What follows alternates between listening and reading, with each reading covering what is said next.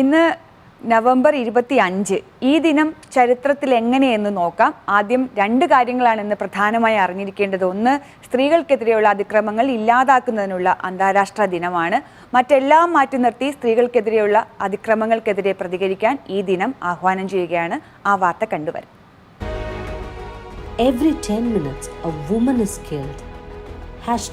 #No excuse. Unite to end violence against women. സ്ത്രീകൾക്കെതിരായ അതിക്രമങ്ങൾ ഇല്ലാതാക്കുന്നതിനുള്ള അന്താരാഷ്ട്ര ദിനത്തിലെ പ്രമേയമാണിത്. നിരവധി സ്ത്രീകളാണ് ഓരോ ദിനവും അതിക്രമങ്ങൾക്കിരയാകുന്നത്.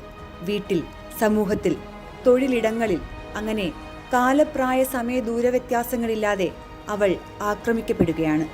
അതിക്രമങ്ങൾക്കെതിരെ നിയമങ്ങൾ ഇല്ലാഞ്ഞിട്ടല്ല, മറിച്ച് അത് നടപ്പാക്കുന്നതിലെ കാലതാമസം, പ്രതിക്ക് കിട്ടാവുന്ന വീരാരാധന, അങ്ങനെ പലതും അവളെ ഒറ്റപ്പെടുത്തലിന്റെ ഗുഹയിലടയ്ക്കും. എത്രയെത്ര സംഭവങ്ങൾ. ദില്ലിയിലെ നിർഭയ, നാട് മുഴുവൻ തെരുവിലിറങ്ങി. നിയമത്തിൽ കാലാനുസൃതമായ മാറ്റങ്ങൾ വന്നു.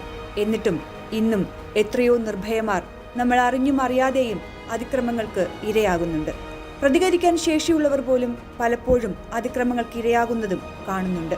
വീടിനുള്ളിൽ പെൺകുഞ്ഞുങ്ങൾ പോലും സുരക്ഷിതമല്ലാത്ത കാഴ്ചകളുണ്ട്. 2000 മുതലാണ് നവംബർ 25 UN ആഭിമുഖ്യത്തിൽ സ്ത്രീകൾക്കെതിരെയുള്ള അതിക്രമങ്ങൾ തടയുന്നതിനുള്ള ദിനമായി ആചരിച്ചു തുടങ്ങിയത്. ചരിത്രം നോക്കിയാൽ ഡൊമിനിക്കൻ റിപ്പബ്ലിക്കിലെ രാഷ്ട്രീയ പ്രവർത്തകരായ 3 സഹോദരിമാർ സ്വേച്ഛാധിപതിയായ റാഫേൽ ട്രൂജില്ലോവിന്റെ ഉത്തരവിനാൽ കൊല്ലപ്പെടുന്നു. ഇതിന്റെ ഓർമ്മയ്ക്കായി കൂടിയാണ് ഈ ദിനം ആചരിക്കുന്നത്. സ്ത്രീ സുരക്ഷയ്ക്കും പുരോഗതിക്കുമായി നിരവധി പദ്ധതികളുണ്ട്. അതൊക്കെയും അവളുടെ കയ്യിൽ എത്തുന്നുണ്ടോ എന്നത് പരിശോധിക്കണം. ക്ഷമിക്കാനും പൊറുക്കാനും മാത്രം അറിയാവുന്നവരല്ല സ്ത്രീകളെന്ന് ബോധ്യപ്പെടുത്തണം. പ്രതികരിക്കണം. പ്രതികരിക്കുന്നവർക്കൊപ്പം നമുക്കും ചേരാം. അവൾക്കെതിരെയുള്ള അതിക്രമങ്ങൾക്കെതിരെ ശബ്ദമുയർത്താം. സ്ത്രീകളുടെ അന്തസ്സും അഭിമാനവും സംരക്ഷിക്കേണ്ടത് ഒരു പരിഷ്കൃത ജനാധിപത്യ സമൂഹത്തിന്റെ അനിവാര്യമായ കടമയാണെന്ന് ഓർമ്മിപ്പിച്ചുകൊണ്ട് ഈ ദിനം എല്ലാ സ്ത്രീകൾക്കും സുരക്ഷിതമായ ഒരു ദിനമായിരിക്കട്ടെ എന്ന് ആശംസിക്കുന്നു.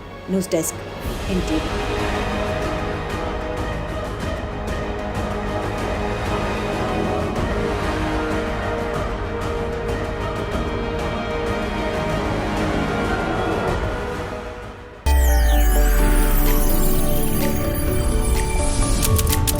NTV UAE to the world.